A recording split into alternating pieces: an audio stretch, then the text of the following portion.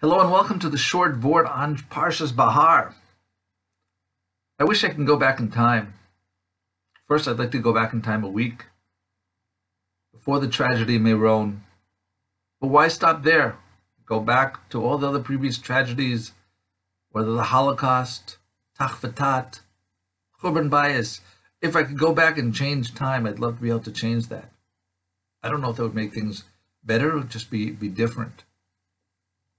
I don't know why what happened in Meron happened now, especially on Lag BaOmer. And but I do know that we shouldn't be blaming others and looking for other people. Oh, this person should have done this and that.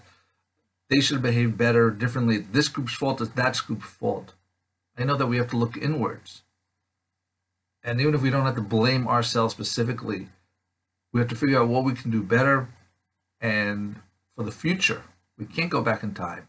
We can change our future. And to that end, one of the things I've finally initiated yesterday, I created a new channel on YouTube.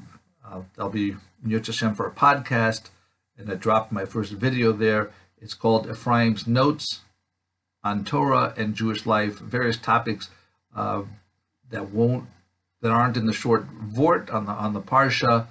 There'll be no set time, so subscribe to it there. More details to follow.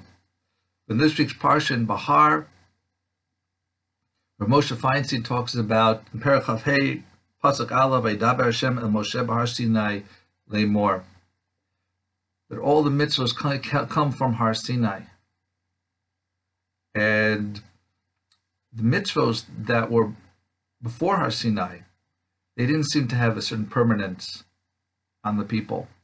The people from Noach had mitzvos, Bnei Noach had mitzvos. There was Yeshiva Shem Ve'ever, they had many Talmidim. But what happened to them? Where'd they go?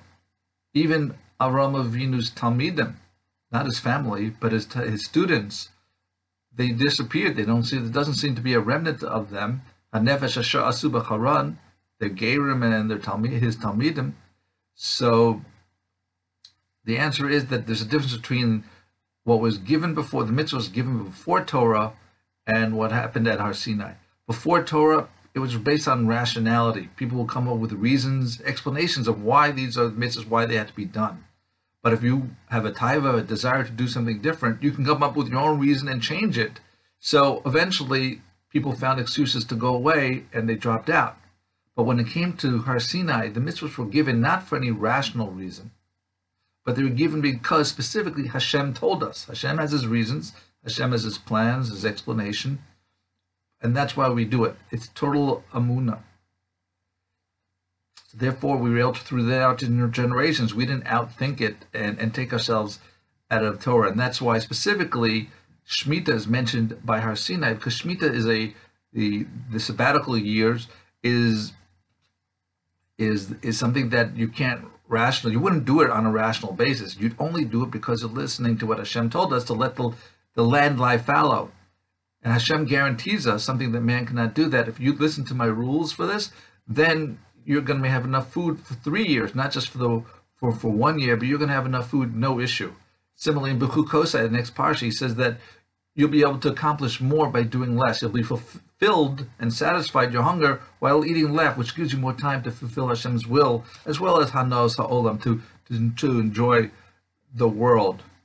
So that's why we that's why we have the Shemita by Har Sinai. So let us take upon ourselves we don't know the reason why this tragedy happened. That's for Hashem to decide, and later date in Mashiach's time or past, we'll find out, God willing. But we should take upon ourselves not to blame others, but to look forward and progress for the future, so these tragedies don't recur, and we'll be zocha to be as a goel. Thank you for listening. Have a wonderful week, a wonderful Shabbos.